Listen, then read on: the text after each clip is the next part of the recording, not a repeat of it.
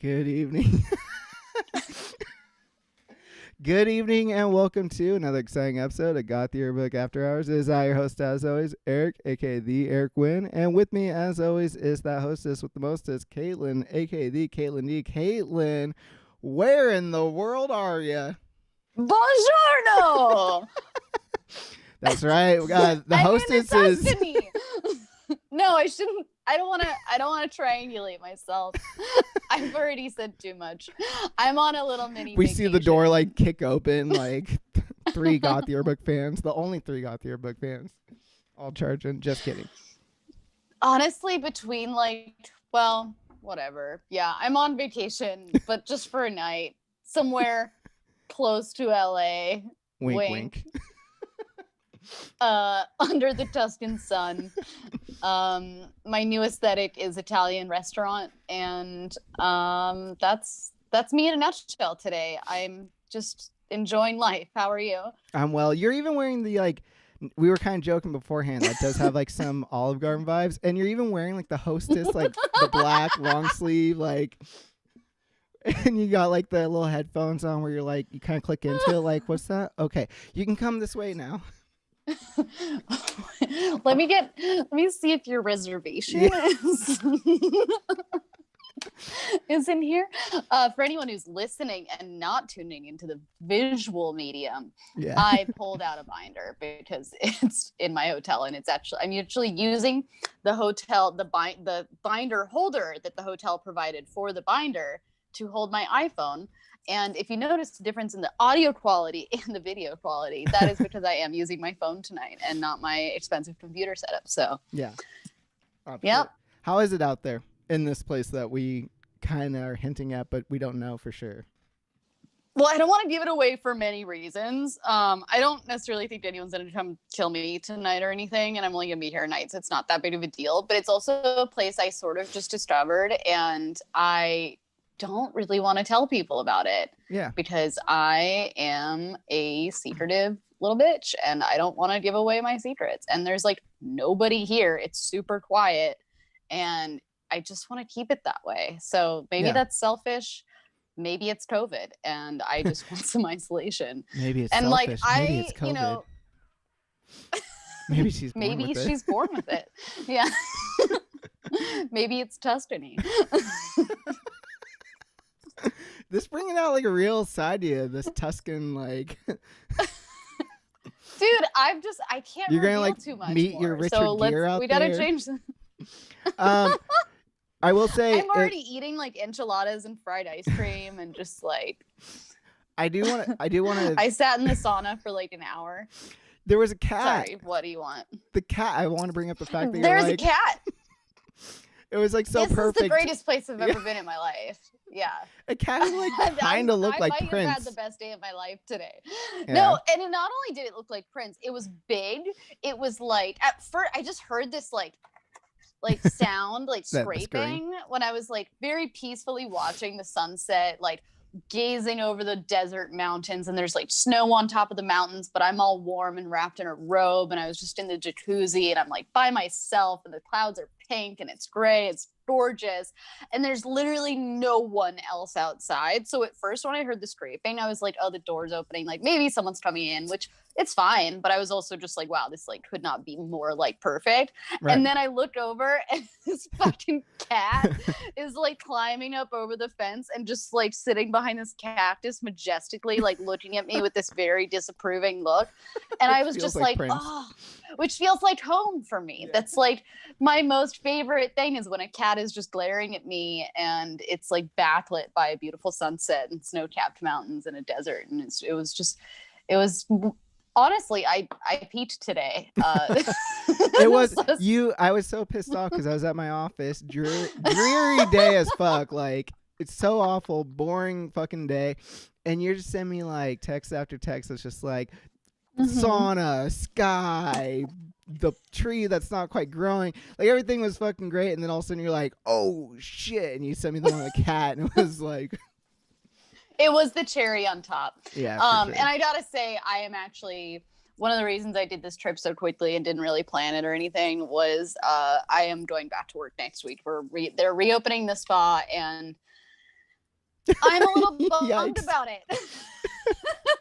Thanks. Thanks, Newsom. Thanks, Newsom. Because, my job is relatively safe. We have PPE and stuff, but I'm also just, it's frustrating to me because I get why people want to go back to work and why people are stoked that their businesses are reopening. Obviously, I understand the economic impact of like everything going on for people, but it just like, it gives me so much anxiety because I have been so good about quarantining and I haven't been hanging out with people. And my job is very hands-on, and it's not even actually I feel less at risk. I feel like I'm putting clients at risk when they come to see me, because I just feel like it's so hard to sanitize everything around the table. And it's just like, and I'm a massage therapist if anyone's confused about what the fuck I'm talking about. But so it's not even that I feel like I'm personally like risking my health. It's that I just feel like I'm doing something harmful. And whereas normally my job is like, I specifically chose this career because I was like wanting to not do harm to people, but wanting to do healing work for people. So it just really puts me in kind of a sad place. I bet the spa will, close. I don't know what it will take to close things again, since we're currently at like 0% capacity in our ICUs. So I don't know why they're like, let's I got a citizen alert today. Let me see if I can find it, because it was just worded really funny. It said, oh Lord, it's already gone. But it basically said like, nobody has ever died as much as they're dying now. Restaurants are open this weekend. Immediately you get like that like little, when you get promos like emails or it pops out, it's like Olive Garden 15% off. Our special death day discounts. Yeah, like it is truly incomprehensible. Like just the how willing people are to serve capitalism. Yeah. Because I've even had people be like, "You're not excited to like go back to work," and I'm like, "No." Right. Yeah, I don't get it, but Godspeed to you. Thank you. Thank you so much. Godspeed to all my clients. Yeah. But yeah, anyway, that's perfect. Then one other thing, do you want to speaking of dead people?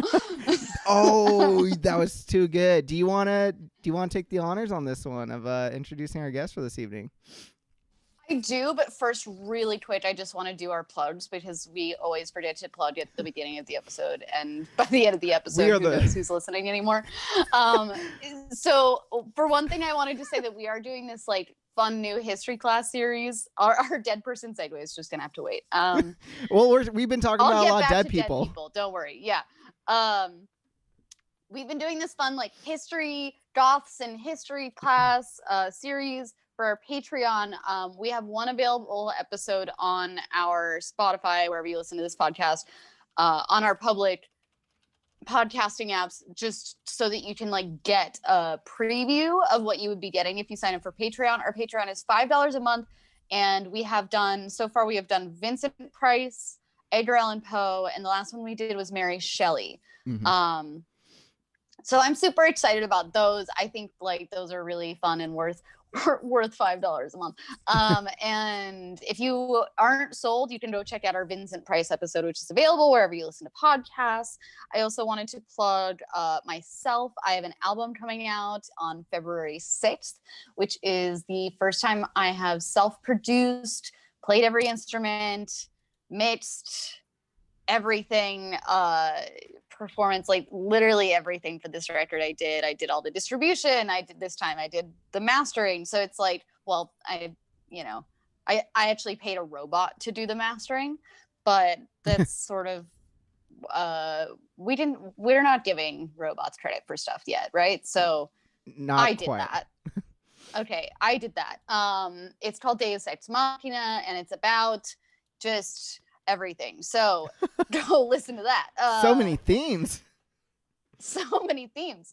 And if you want a preview of that, you can join my OnlyFans. OnlyFans.com/GaylinD. All right, those are all the plugs we're gonna do. So unless you have anything, Eric. No, please I go. I took up a lot of space there. No, if you do love us, please go onto the Apple Podcast app, rate and review the show. That actually does go a long way. So if you love us, that would be very helpful. But if you don't do it, it's understand. We understand that you don't love us. Absolutely. Yeah, no, we will take it incredibly personally if you don't leave us a review, and we will stop engaging with you altogether. We might even block you from our platform. I'm still not talking to my mom about it. Your dad's still not talking to you, so damn, zing on me in my life. It's okay. My dad doesn't talk to me either. Shouts That's why we're dads. friends. Shouts out dads. Eric just turned 33, so if you haven't roasted him yet this week, go check that out at Goth Yearbook on Instagram. And then there was a last thing, and now I can't remember. Oh, also, word of mouth is very, very important to us. So if you like our show, just tell someone. Just tell your therapist. Talk to your therapist about it. Better health. Promo Goth Yearbook all month long. We're working towards that, but we're gonna need you to talk about the show more, and then we can give you a promo for better health. And with no further ado, speaking of better health, perfect. Yeah, sure. Our guest tonight is a personal friend of mine. She is a psychic medium and a healer, and I actually I hope that I didn't share this, but like our first interaction, it was still when she was doing esthetician work, and I got like a wax and a medium reading in the same session, and it was like Holy the shit. most Los Angeles moment of my life. She's also a really badass musician, and came up in a very similar scene that I did, but like a little bit before me, ahead of me. And so, yeah, now lives in Colorado, was able to leave Los Angeles, which is admirable in its own right. Hell because yeah. who gets to do that? So with no further ado, I want to welcome my friend, Amy Goldenberg. Hello. I'm so happy. I'm so happy to be here.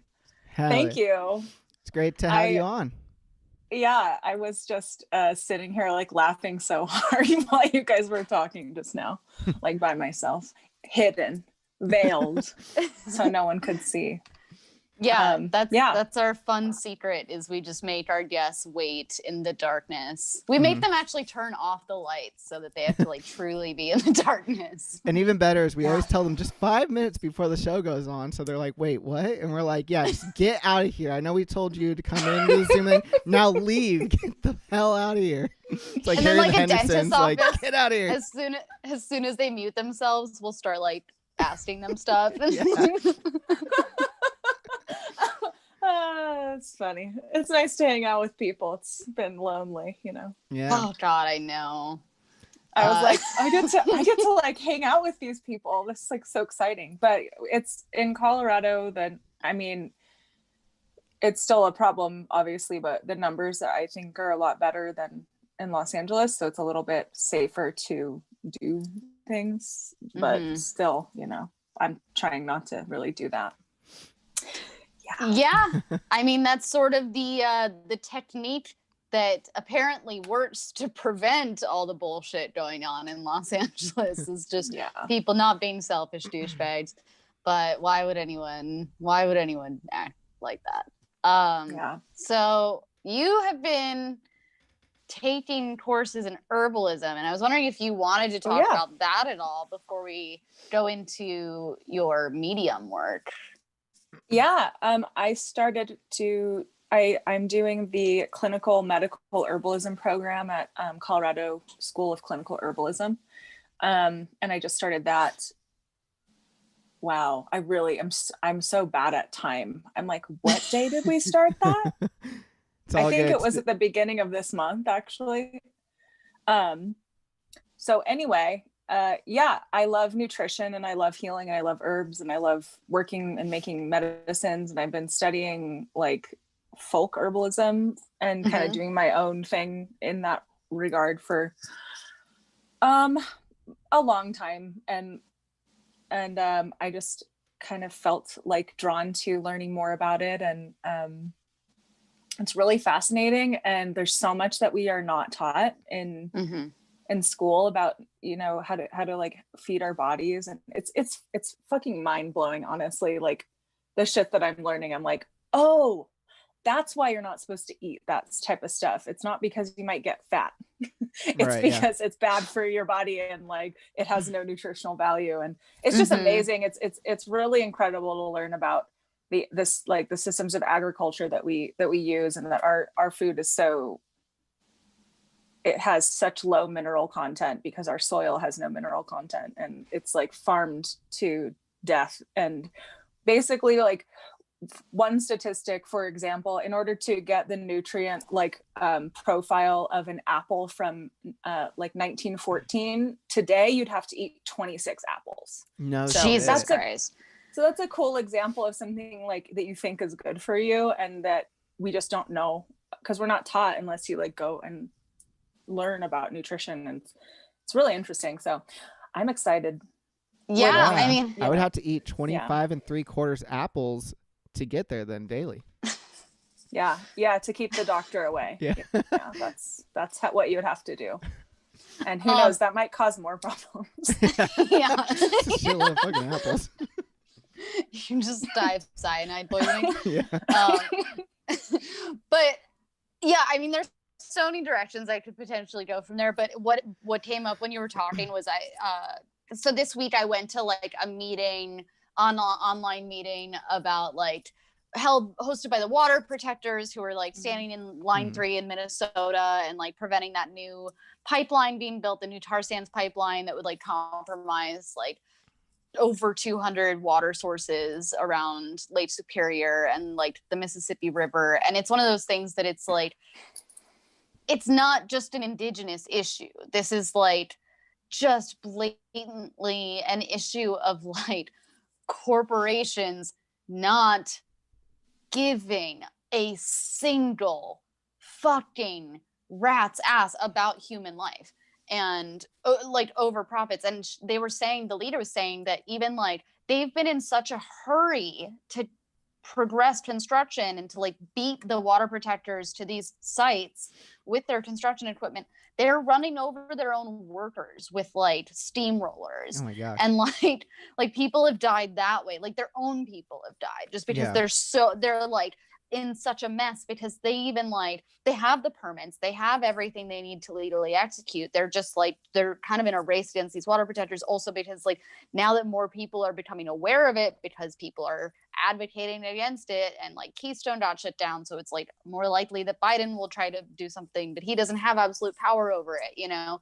But like just the complete disregard for human life that has gone into our entire system. I mean, we talked about it with the COVID stuff.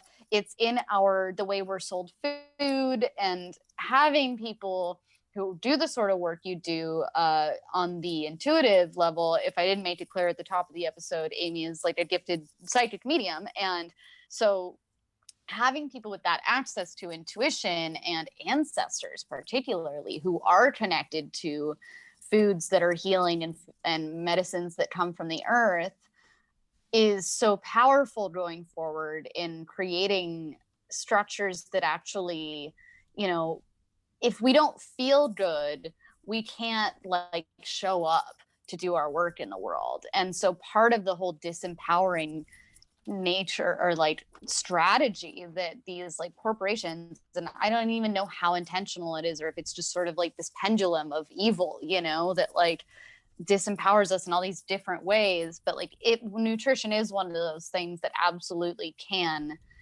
it seems like a personal thing, but it's not. It is, I mean, we see it in urban societies, like access to food. It's warfare. It's class warfare when you limit nutritional value and education for people.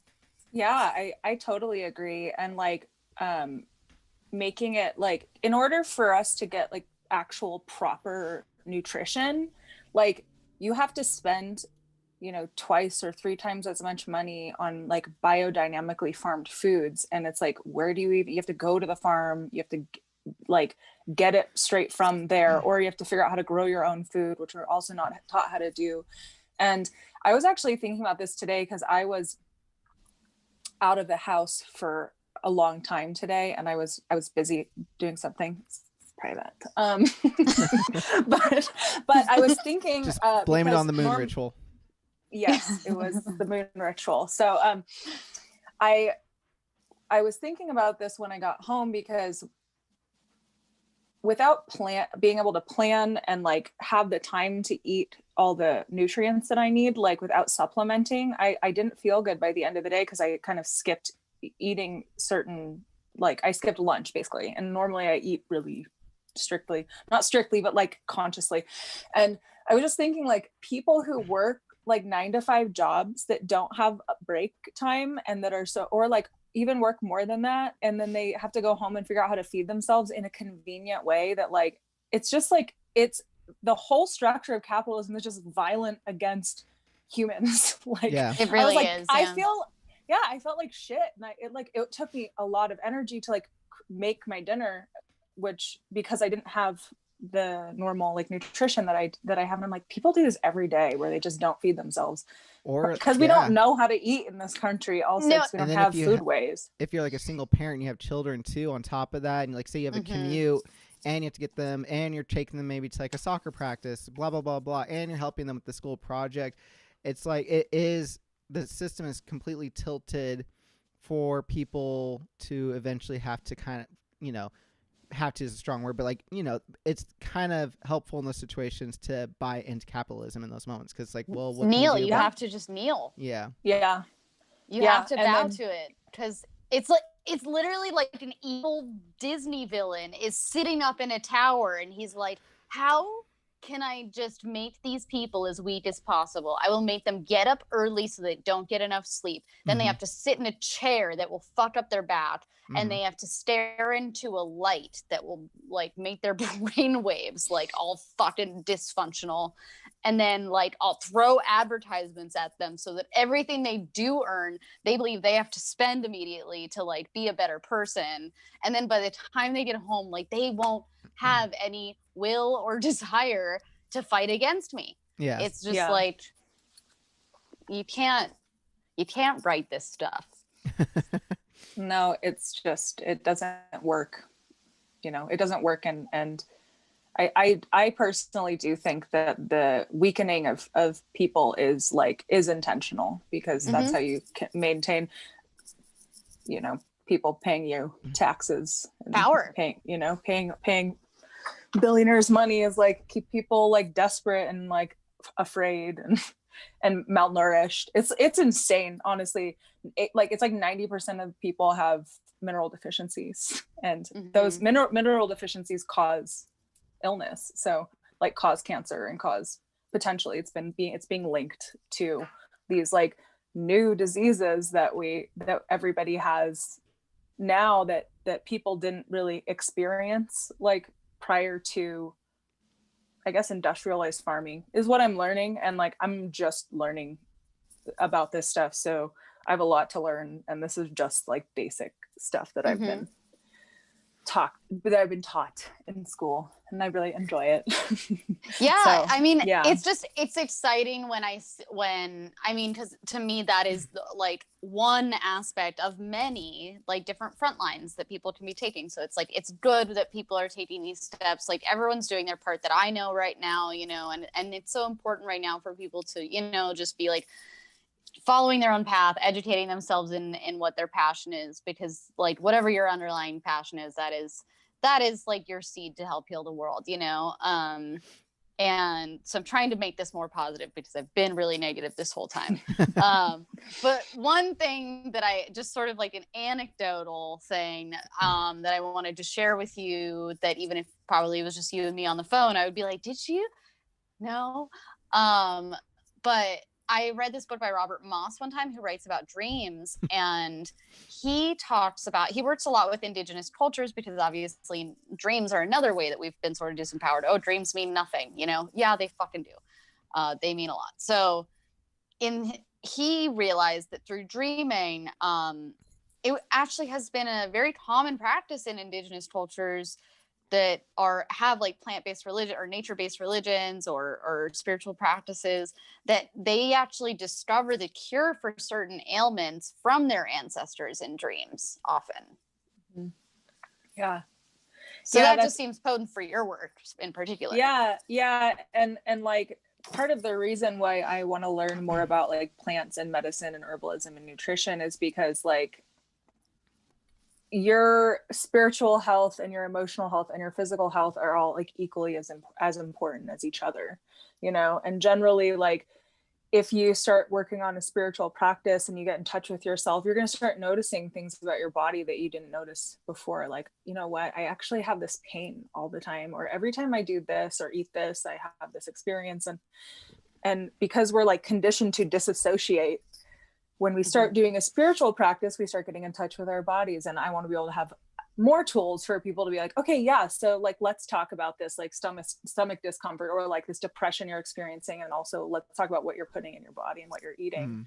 And like, a suggestion that I have for like people when it comes to like eating is looking towards like our ancestors, like our more ancient ancestors, and like what did they eat, because they were able to get a lot of their nutritional needs met pretty simply. And also trying intuitive eating, which is kind of similar to like dream work, you know, in a sense, because you're kind of asking your conscious mind to like your cognitive mind take a step aside, and your intuition to let you know like what should I eat today. And it's interesting, I've been trying this out, and before bed I was like kind of doing it to figure out what I was going to buy at the market this week, and plums and eggplants and purple cabbage and just like purple foods came up, and I was like, oh, purple foods have a lot of antioxidants, and the particular vegetables have a lot of sulfur in them.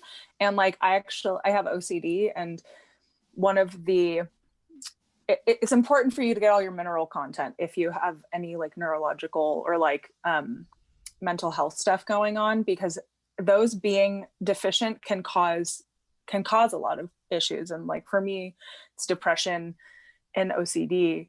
And when I have all of my mineral content and my nutrients met, it's like that stuff is not as controlling of my life, you know. It's like it's not, those factors have been taken away, so I can focus on the trauma integration and like the more spiritual and emotional aspects. And I know it's not the physical body stuff as much. So it's like these things I think are all really connected, you know.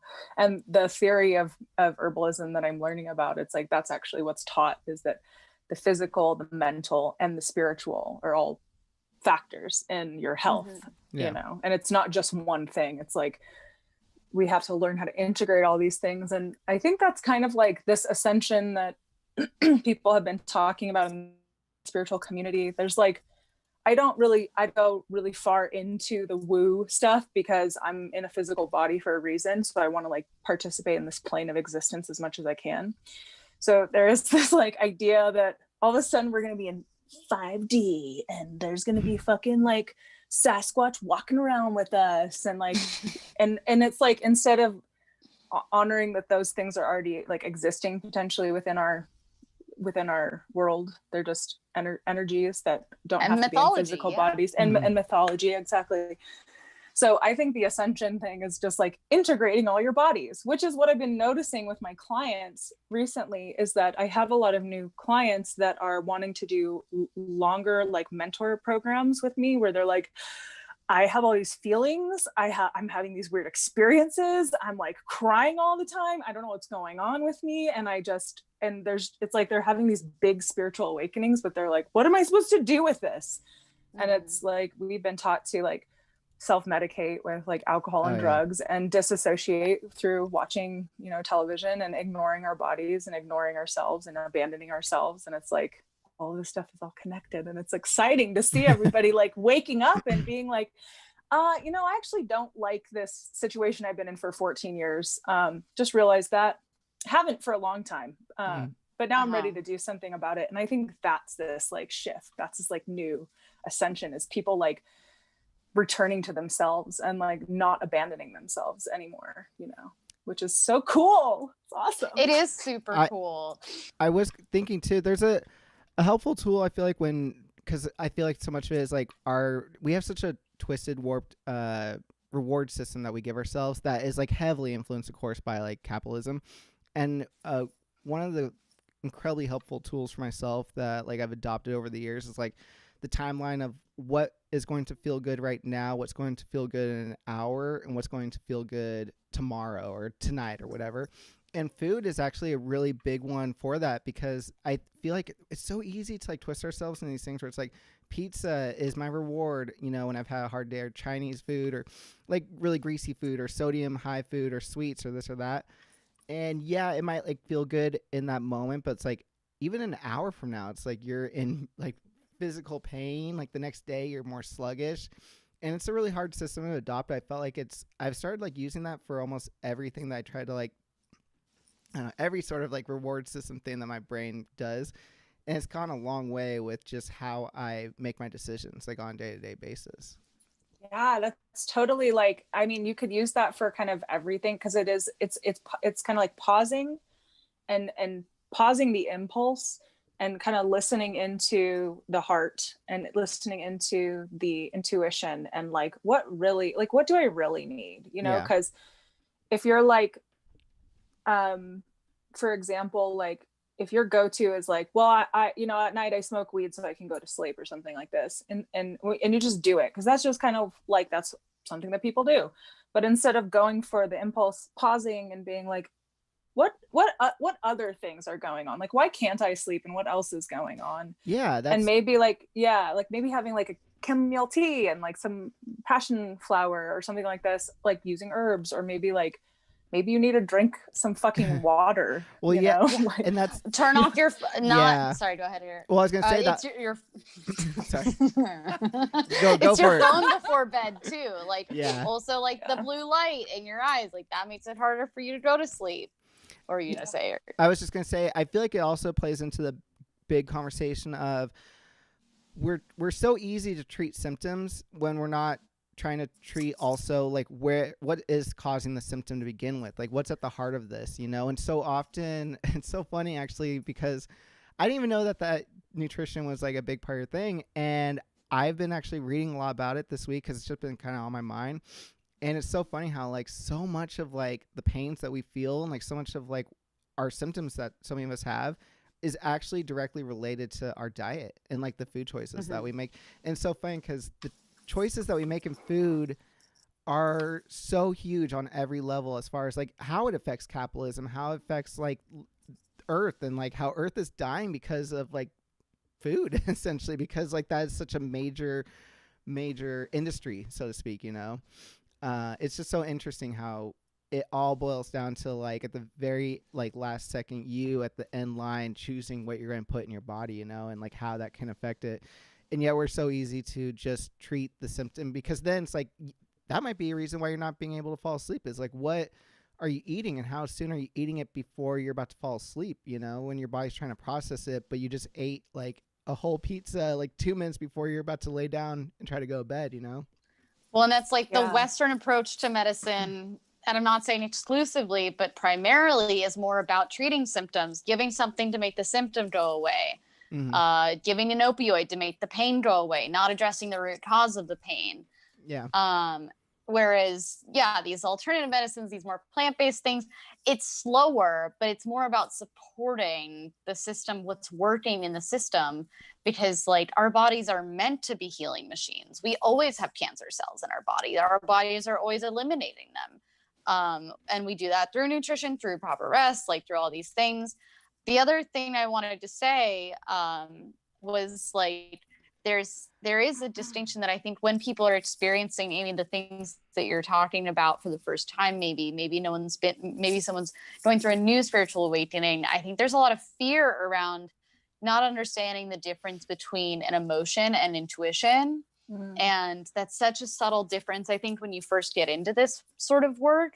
But like, I can see how someone who has a lot of fear around maybe their body image or like has had health issues or something, how they would be like, oh, intuitive eating, like I can't do that because then I'll just eat ice cream all day. And it's like, well, no, that's not intuitive eating. Yeah, I was actually asking. Eating. Yeah, yeah, that's and I had a teacher that I asked that question to, actually, because I have had I used to have candidiasis, which is candida overgrowth in the intestinal tract, and it creates this craving for sugar. So I'm like, well, if I try to do intuitive eating, it's going to be like pancakes, you know?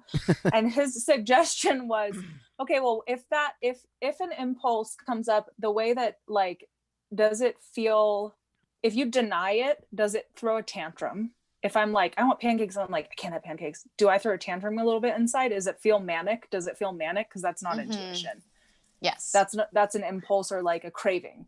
Yeah. I just heard that recently too on this like young podcast that I listened to. They were talking about this exact distinction. I thought it was so interesting because I have that all the time with like paranoia, and like sometimes I'm like, am I having like an intuition that this person is bad, or am I just like tripping, you know? And they were saying exactly what you said, basically, that like an emotional impulse like that, it has like a sense of urgency that a genuine intuition doesn't have. You might get a sense of foreboding through an intuition, but it's like you can take a step back and look at it rationally and sort of be like, interesting, where does this come from? This sense of foreboding that I'm getting.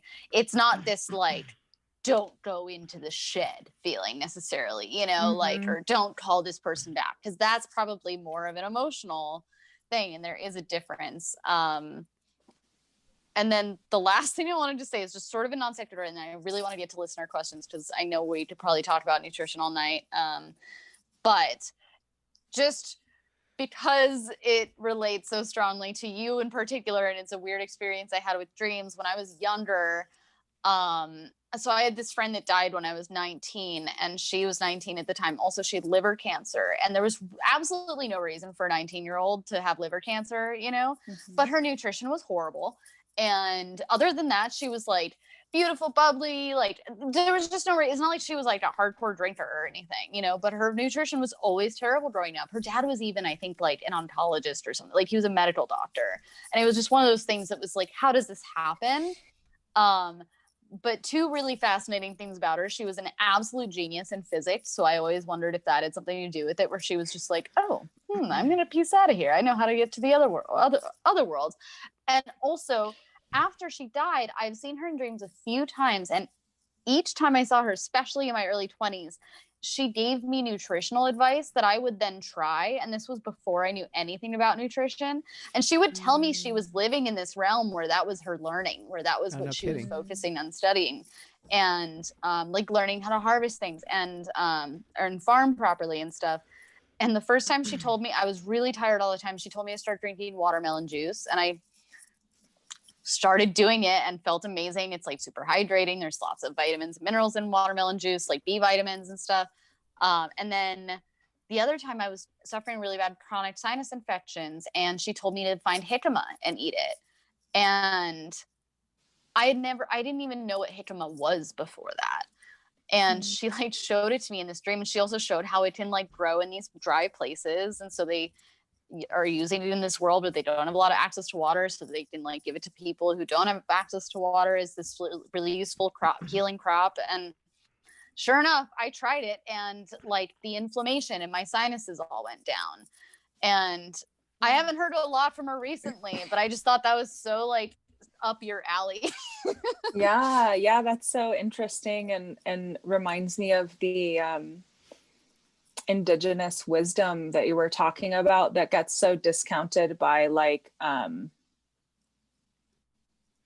people who like take science and they decide that it's exclusive and it's the only thing, instead of being like, science is awesome, so is intuition, so is ancient wisdom, like right, so are all of these things, you know. And so yeah, that's so interesting. I definitely believe in the power of dreams, and have gotten, you know, interesting suggestions and stuff, but I don't think I've ever had anything that specific. And that's so cool that that you tried those remedies and that it's like that it worked, you know. It's like that's pretty fucking dope. Yeah, no kidding. That's actually really yeah. I'm kind of guy like, ooh, that's sick. It was cool. And also, just besides that, like, very healing for me on a level of being in my 20s. And when she died, like, having a friend die at that age, and I became like kind of a hypochondriac for a minute, because I was like, I would get a pain in my side and I would be like, I'm probably have stage 4 cancer, because it was horrifying. She was dying for like 3 years, you know, it was a whole process. And just like feeling her presence in those dreams and feeling so certain, when I woke up, it felt like we had just hung out, you know. And then like trying these remedies, it was such a like huge step for me spiritually, because I wasn't the person I am today. And it was this very clear, like, oh, they're like, you don't need to worry about your mortality all the time. She's not dead in the sense that you believe she is, you know? And not only that, but like she's able to pass this information and sort of lightheartedly still interact with you. So I thought that was cool. Yeah, that's awesome. Yeah. Yeah. I think sometimes people cross over to like almost like help facilitate healing for their loved ones. And they just like don't leave. And that's been my experience a lot, like with working with clients. And sorry, I just burped. Try not to burp. I do it all the time when I'm doing these with Caitlin. Before we go live, I'll do it purposely just to annoy her. But yeah, just like it's many times I've had that experience where it's like somebody's loved one crosses over and is now in a different vantage point and is like helping the family or helping the kids or whatever. And I think honestly, that's how a lot of people get brought to me. Cause like I have this thing happen where I end up working with families. And like individually I'll work with like a whole family. And that's happened like multiple times now. And it continues to grow and happen more. So, and I'm like, I swear it's, you know, it's people's loved ones being like, you need to, this person's going to help to like tie these puzzle pieces together for you or whatever, you know, purpose I'm serving for them. But yeah, that's awesome. This actually would be a good time to, before we keep going deeper in the weeds, to probably talk about, to do the listener questions, because I got a lot of questions, and one of them, which I feel like is like a good kind of starter question, especially for anyone who's like tuning in, who might not know you and might not know what you do, but someone wanted to know, I don't have it pulled right in front of me now, but they want to know, what does it mean to be a spiritual wellness medium? The way they had phrased their question basically is like, is there a difference between that and like what a medium that we would know on TV, you know, like, or what, like, I guess the Hollywood version of a medium, what does it mean to be a spiritual wellness medium? Yeah, so I kind of like got that download as a title within the last year, because I don't do predictions and I don't read any cards or anything like that. Not that everybody who reads cards is a medium. And like that modality is awesome. I'm not good at it, so I don't do it. So basically the reason that I use that term is because what I do with my clients is I read their energy. I work with their ancestors and their spirit guides. And we hone in on behaviors and like issues within the lifetime and patterns within the lifetime that are not well, or like not in the best wellness they can be in.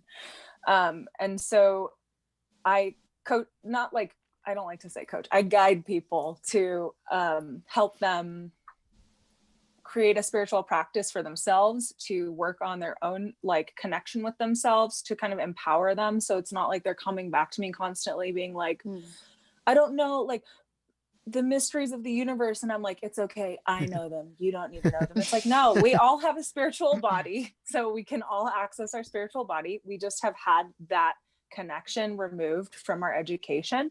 And so that's what I mean by a spiritual wellness guide or a spiritual wellness medium, because that's generally like what comes through in my sessions. Like occasionally I will work with like loved ones who've crossed over and want to speak to their loved one, or like sometimes pseudo predicty stuff comes in, but I don't like, I think that's kind of like capitalist spiritualism, being like, I have some secret gold and here's your secret gold. And a lot of times it's really manipulative and self-serving, and like, and it puts an idea in someone's head. Like, for instance, one time a lady told me, oh, you're going to marry someone with the letter M. And I'm like, well, fuck, now like everybody who doesn't have a letter M, I'm going to swipe left on them. Right. You know? Right. So it's like, well, that could be true or not be true, but it manipulated my actions by, and for what, you know, so I can predict who I'm going to marry and not do work on myself, and like potentially attract a partner who sucks because I suck. Like that's, so that to me, that's like kind of gimmicky spirituality and capitalist spirituality and like money making spirituality. And that's not what I practice. And so I guess, yeah, I think I answered the question. Yeah. Well, okay. And I apologize to my friend Fred, who I said I would set you up with. Better luck next time, Fred. You should have him change his name to Med. Yes. To Frem. Another question actually I had gotten, and I wasn't sure if we were going to end up hitting it beforehand, but we didn't. Which is someone wanted to know, how did you kind of discover this part of yourself? Like, how did you become on this path? Well, I've always been like a medium since I can remember. I could always like read people, and like dead people were always in my room at night. It was very frightening. I had no framing for it because my family's not religious. So I didn't even have like a religious framing for it, where it's like, there's demons around, which I don't really believe in that type of thing. But yeah, so I was like, there were just dead people around all the time when I was a kid, and I was really scared, and I would tell everybody that like these dead people are touching me and talking to me,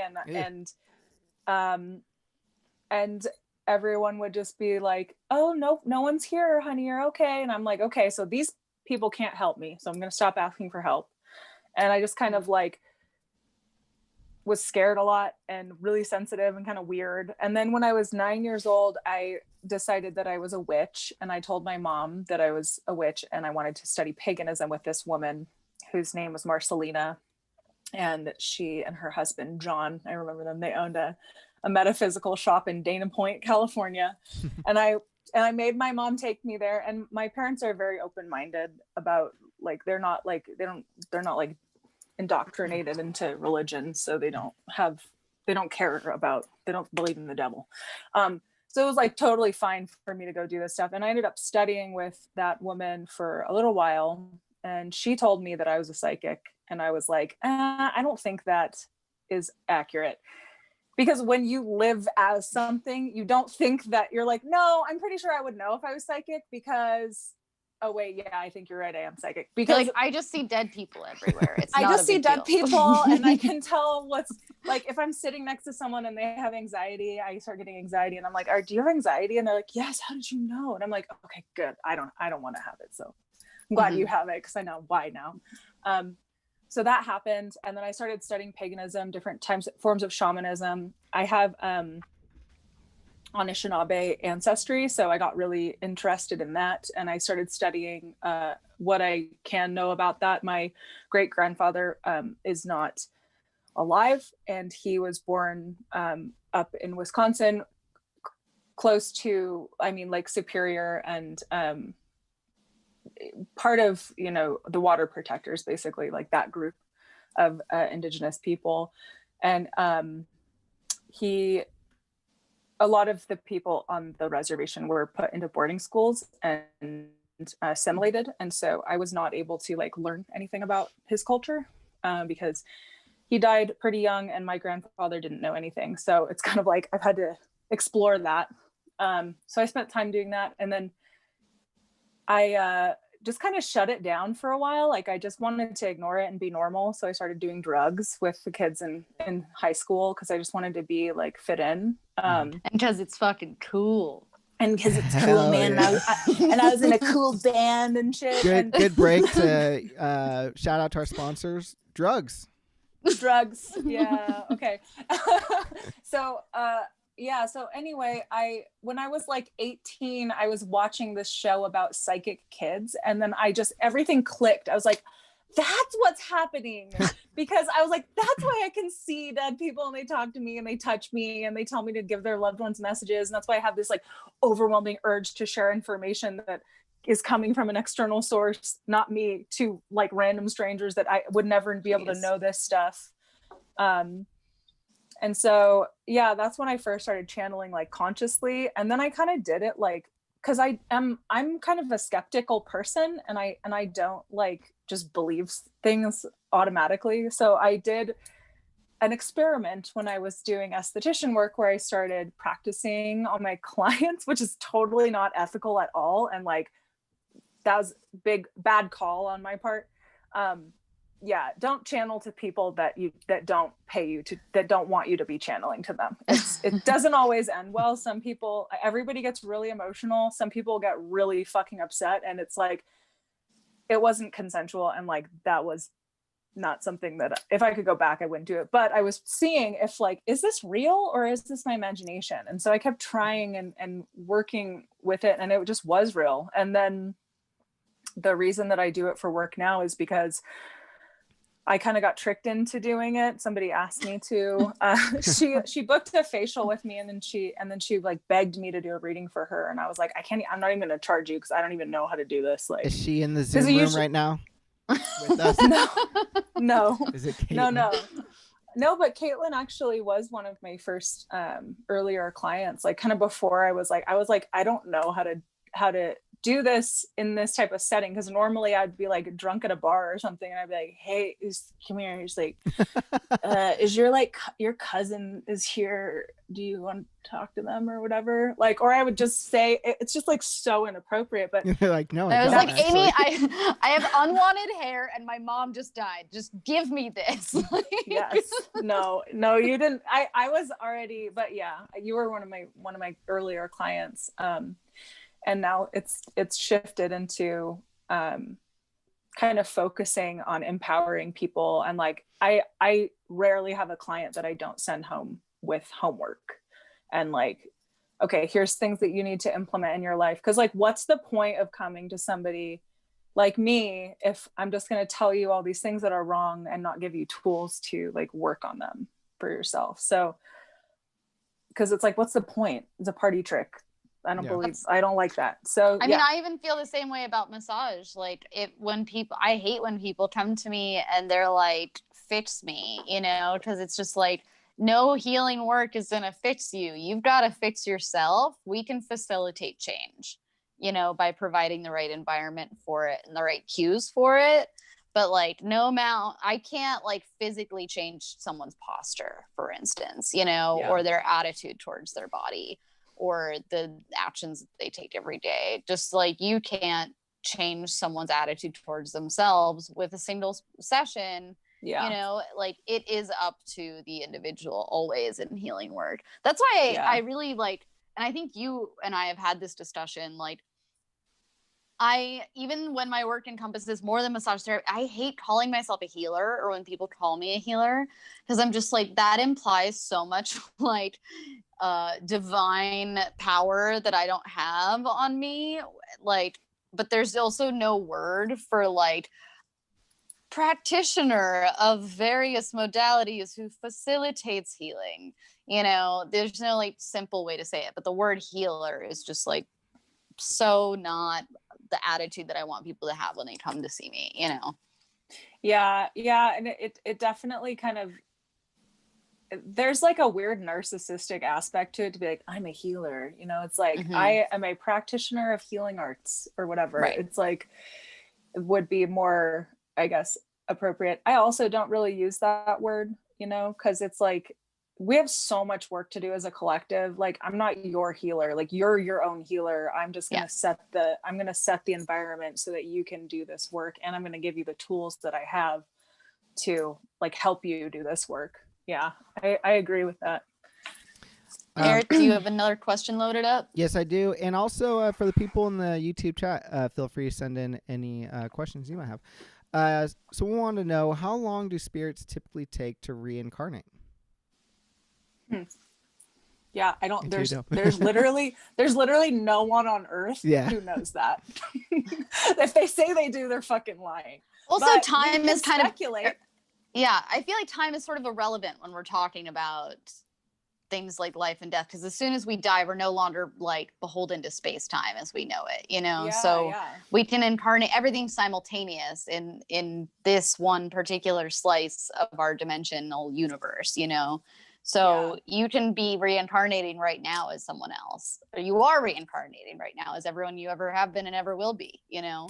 But I think if because I do want to expand on this a little bit, because I think like if this person is asking this question because they're curious whether someone who they love could come back into their lifetime, I do think that's possible. You know, I think there can be a quick turnaround. Like, I think we were talking about this, Caitlin, on the phone recently about pets, and like my dog that's here now with me is the same spirit as the dog that I had when I was a kid. It's like the same fucking being. Sometimes they don't look alike at all, but sometimes I almost call them by each other's name, like by the old dog's name. And I feel the energy. I recognize the energy. So I think there can be a quick turnaround for, you know, reincarnation, but it you know, we don't know. I think that I really like Brian L. Weiss's take on reincarnation. He's the author of Many Lives, Many Masters, and he's a psychiatrist, and he's fascinating, and all of his books are super like cozy and just make you feel good. And like, if you're interested in reincarnation, I love his work, and like I would recommend like reading some of his books and stuff to get like a better idea of what may be occurring in the ether. That's it. I love that book too. I also just read Many Mansions by Gina Carminell. I forget her last name, but it's a book on Edgar Casey's work, who was like an early 20th century psychic who he was one of those that, you know, like didn't want to be a psychic. He was actually very religious, and he was like, oh, what is happening to me?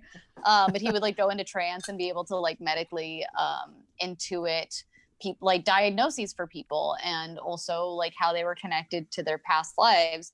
I find it really fascinating when people are still so skeptical about. We might have talked about this with Marcella as well, but I don't know if we did.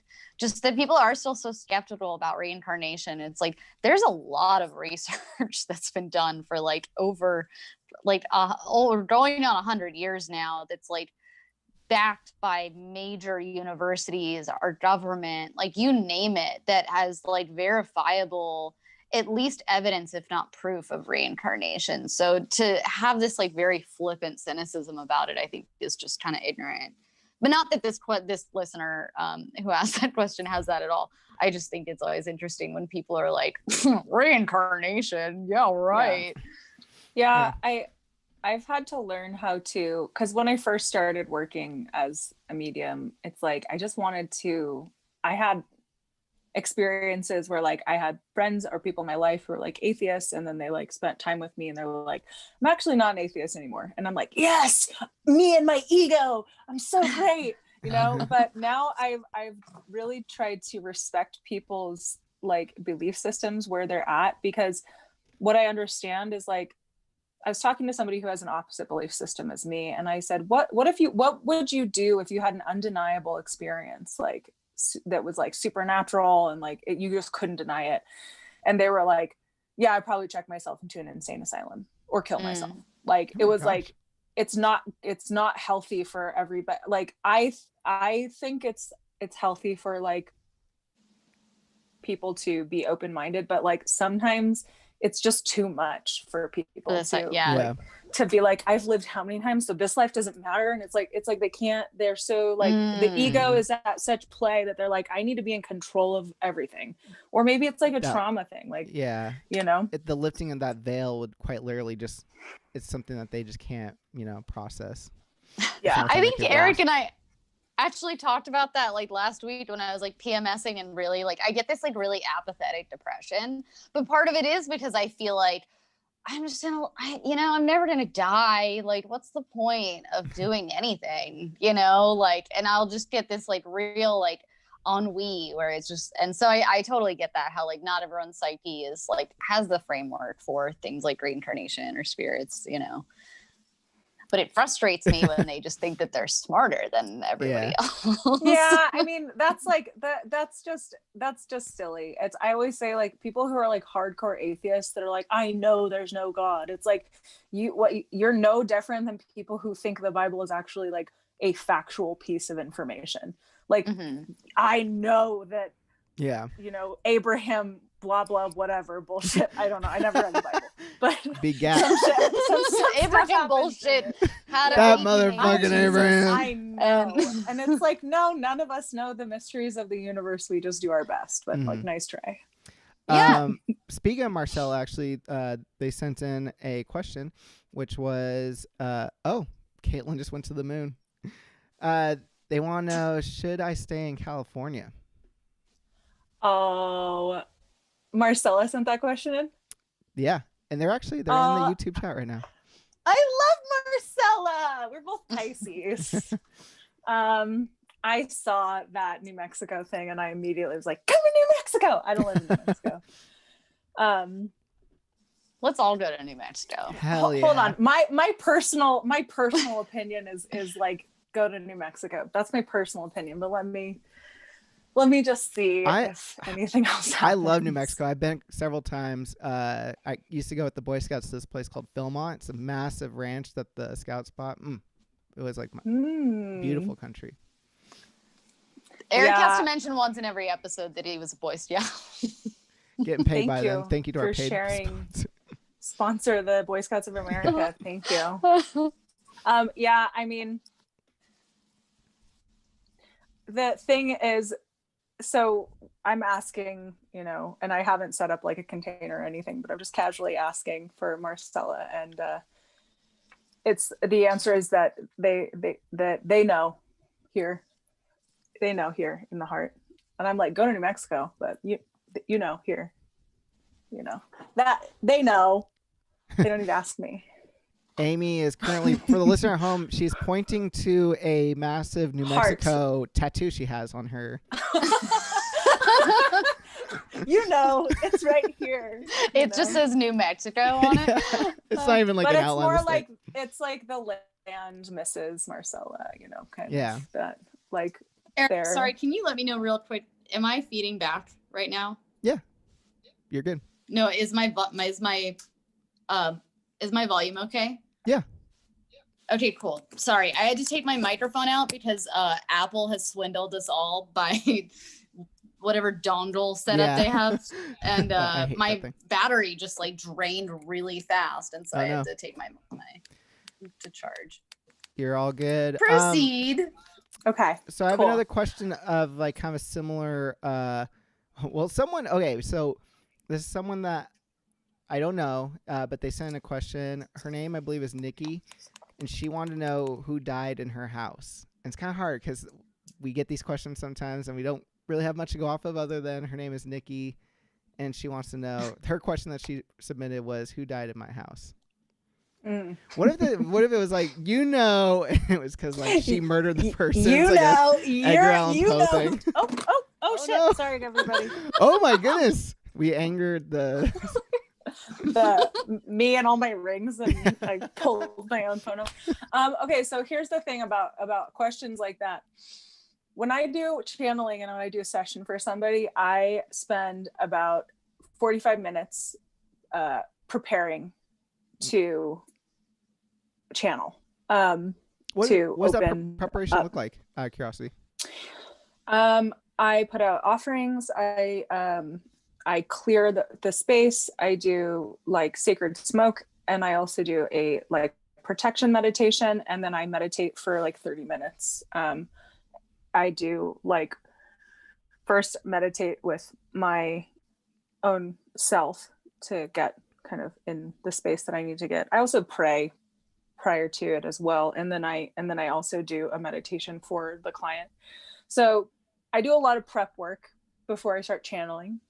Also, if it's a house, if I was working with this person one-on-one, I could probably say like some general ideas of the energy that is in the house, but like I am not the kind of medium who's like, oh, his name was Rick yeah, fucking Sanchez, and he was a especially scientist. all you know is like, this question might come from someone named Ricky. Yeah, so I would say I can't answer that question. Maybe if I was in session with a person, I could answer it, because I could connect with their energy, and then I could connect with whatever energy is around them in their space, or I would have to go to the house, because I do like house clearings and house blessings.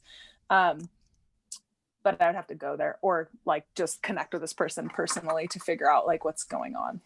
If you do want a reading with Amy, you can go to her Instagram at House of Huron's Eye. And yes, House of Heron's Eye, and my website, Heron, and the website, houseofheronseye.com. Great website. I have a question then. I'm not trying to like say a bastardized thing that maybe Hollywood has done, but have you ever gone through a house, because this is like often in horror films, but have you ever gone into a house to clear or to like feel something, and have you like, they always in the horror movies, it's always like they walk in there and they're like, holy shit, like I've never felt like such an angry presence or such a like dark presence. Have you ever had like that kind of experience, or is that just like something that's totally No, I've been possessed like multiple times by energies. I've been followed home by energies. I've had that happen a lot of times. There's this studio in LA called Sunset Sound. It's a recording studio, and I was doing backup vocals for a friend of mine, and the sound, they have like an echo chamber that they built upstairs in this old abandoned apartment building.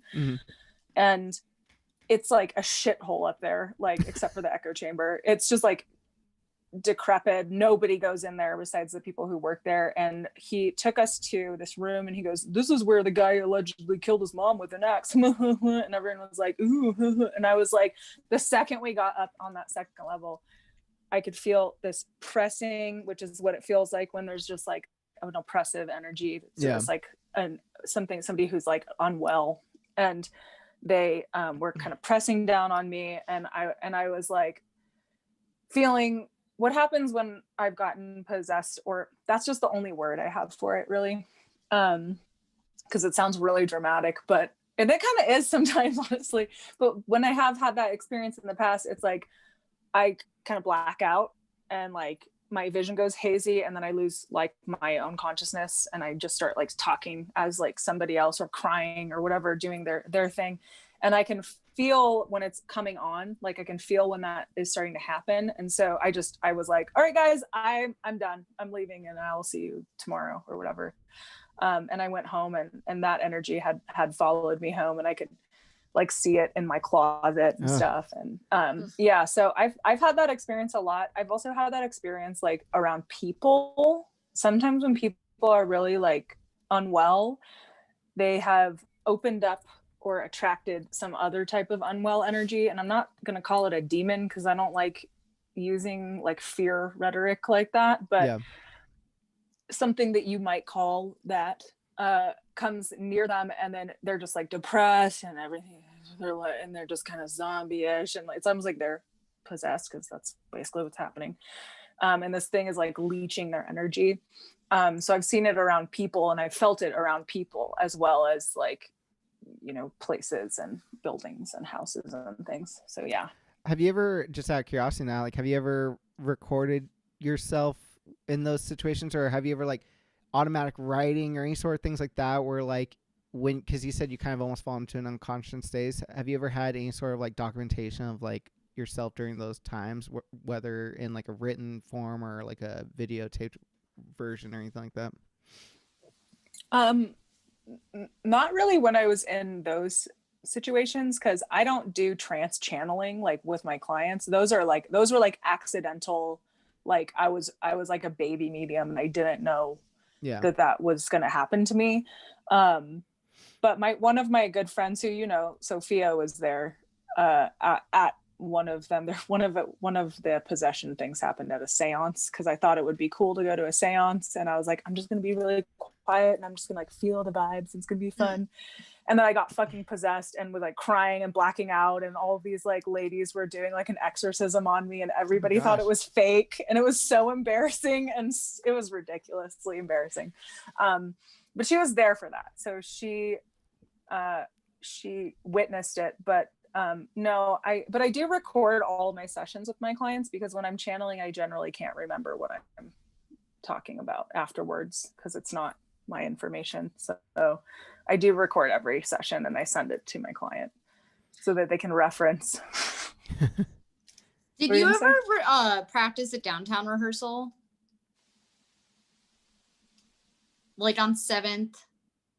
I don't think so, because I used to have a lockout in downtown, and I just always went there. It was the Rockstar Rehearsal Studios. So yeah. Oh, I used to go there. No, downtown rehearsal was like this big building downtown, and like a lot of people love it. I fucking hate that building. It is so haunted and so inhospitable. Like there's not even drinking fountains. There's no vending machines. I know it's not like technically haunted, but it also like a couple times, one time I went to rehearse there with Pipe Dreams, and it was we were playing with Emily Goldstill at the time, and like it was her birthday, and I had brought like a bottle of champagne. It was like 11 in the morning, and I had like unwrapped maybe the top of it, and then we were like waiting for her for like half an hour or something, and then Emily comes in, and as soon as she walked in the door, the champagne bottle just like popped open. And it was kind of fun, but it was just like, whoa. And then like whenever we would play in there were just 3 of us. And I swear I would always hear someone else in the room, whether it was guitar, whether it was more vocals. And I would always think like, were you singing on that? And she'd be like, no. And that was with one room. And then with another room, I was actually using a lockout that was my ex-boyfriend's, and he was my ex at the time. And we had a really bad relationship, like very bad energy between us. But I was also like, well, I don't have to pay for it and fuck him, so fine, whatever, What's fucked up, I had a key for that room. The key I could never turn the key in the lock.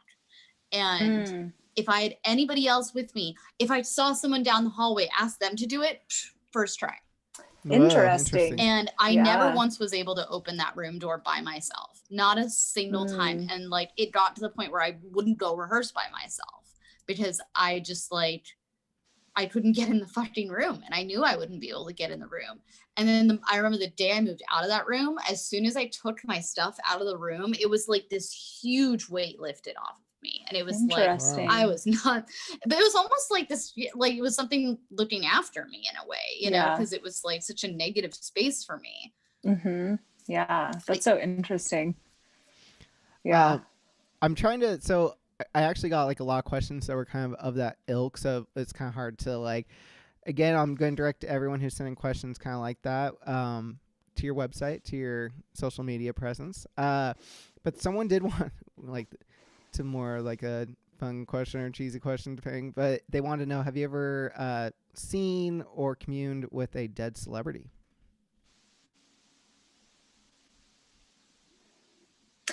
Yes.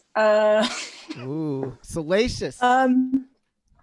So actually there's an interesting thing that happened. These people like live in like one of Marilyn Monroe's old houses, and they asked me to come do like a walkthrough, and they were going to like film it. But before I went, I told the person who had like referred them to me, I was like, there's like, if there's an unwell, like untransitioned spirit in their house, I'm going to transition it. Like, I'm not just going to leave it there. and they didn't want that. They were not happy about that. And really? also I was like, So Hollywood. Yeah, Marilyn for real. Marilyn Monroe isn't haunting your house. Yeah. Sorry. I'm not just gonna make shit up for you for your like Instagram followers or whatever. I have to take a beverage sip. No, I love that though, like that even like for dead people, Hollywood is like, you gotta keep them working. Like, you're I'm not just gonna like transition these kids. It just is so. That's just not how I work. I have like a very strict code of ethics and principles that I'm like, I don't care if you want me to pretend that Marilyn Monroe's in your house, because I'm not gonna do that. But there is also, I've communicated with like Nikola Tesla.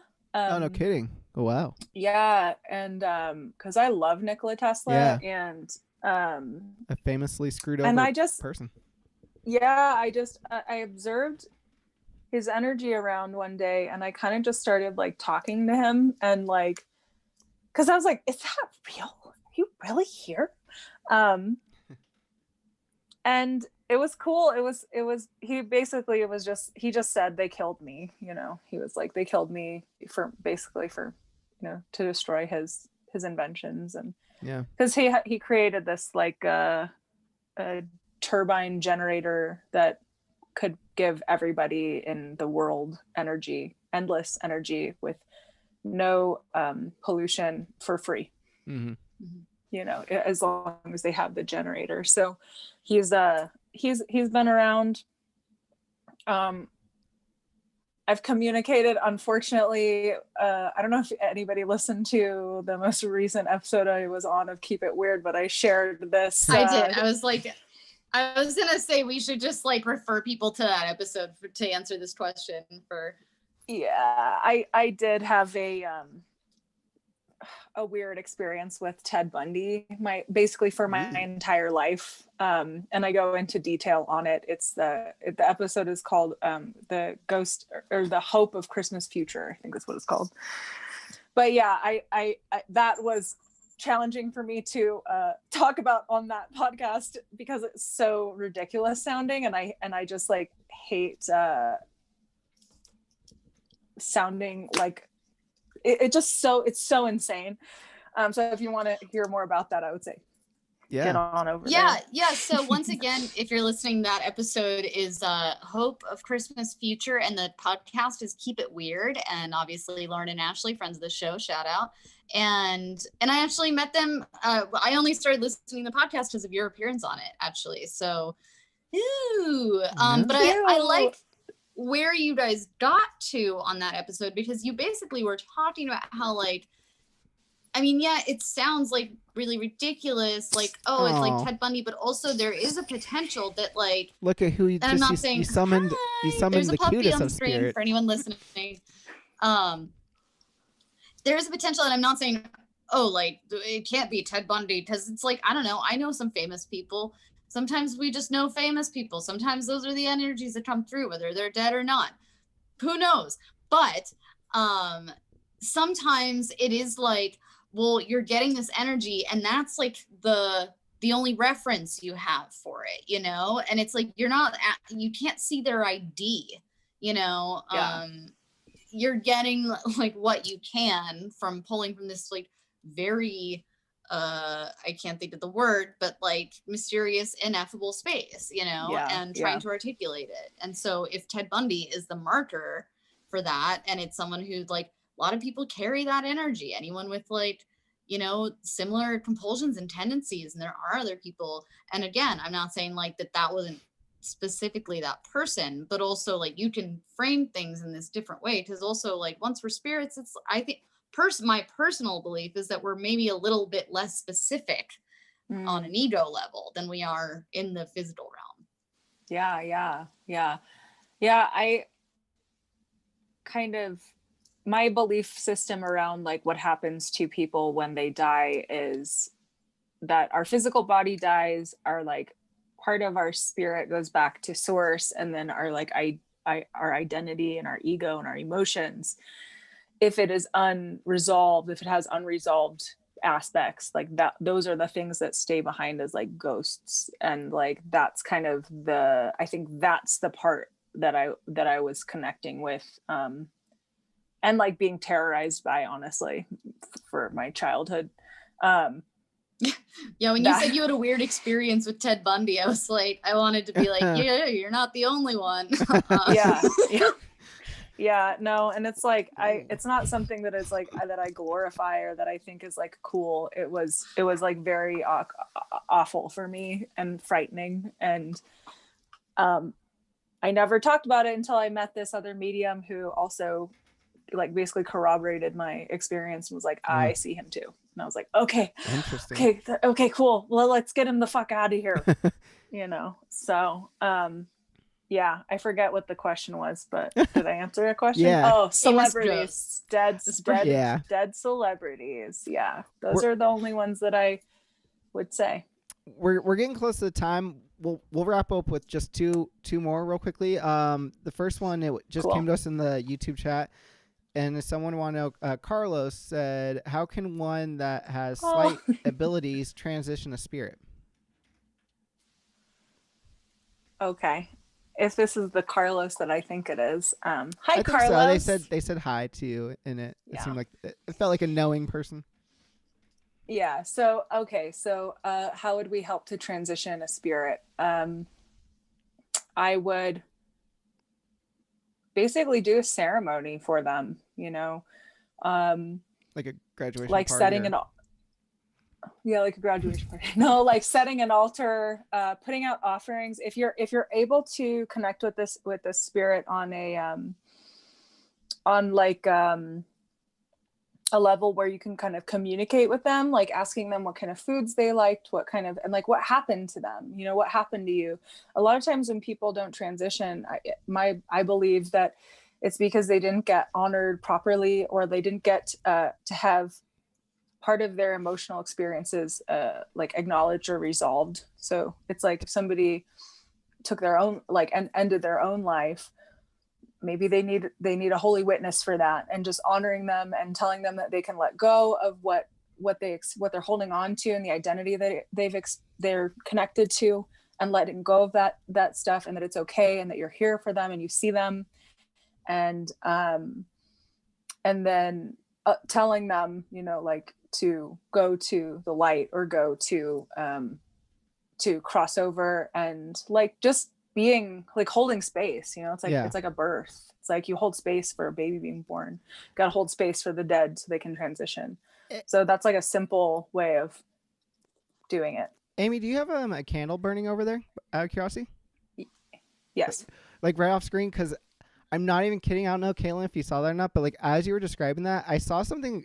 I'm going to definitely find it on the video and send it to you guys after the thing. But I swear to God, I saw, like, as you were explaining that, I did see like this like smoky kind of thing just like come right up in front of your camera. And I didn't know if there was a candle right below it, or I'm burning incense. It's not supernatural. We're gonna debunk that right away. It felt very like perfect for the time, and I my heart for a second was like, woo. But like, I mean, that is real, you know. It's like it's like that stuff is all around us all the time. It's just like, and then you saw something that like actually like represented it, and you're like, oh my God, it's there, it's real. It's like, yeah, no, it's here already. But yeah, no, I am burning something. I'm burning some incense. My emotions were burning for a second. Eric is all lit on catching ghost stuff on Zoom ever since we caught like the paranormal activity around when my cat was dying. Mm-hmm. Yeah. Awesome. That's our real alternate agenda. But I did want to say, just to add to that, it's not necessarily transitioning, but when you were, I was thinking about things I did to like, because I felt so connected to my mother after she passed away, and I realized like, oh my God, so much of our spirit was shared, and it's like, not like I feel like she's stuck here, but like in a sense, I'm trying to heal from her traumas still, and I don't want to be carrying some of that work. So like some of the stuff that I've done to like alleviate that, and I don't know, you know, if that's something that Carlos is dealing with at all, but if anyone out there has dealt with this with a loved one that's passed away, where they're like, or even their ancestors, and they're like, I still have your problems, you know, and like I try to hold space for her by like, you know, just even like I used to never really eat candy, brought candy, but I can like, I like an occasional Snickers bar, but my mom loved candy. She loved Snickers bar.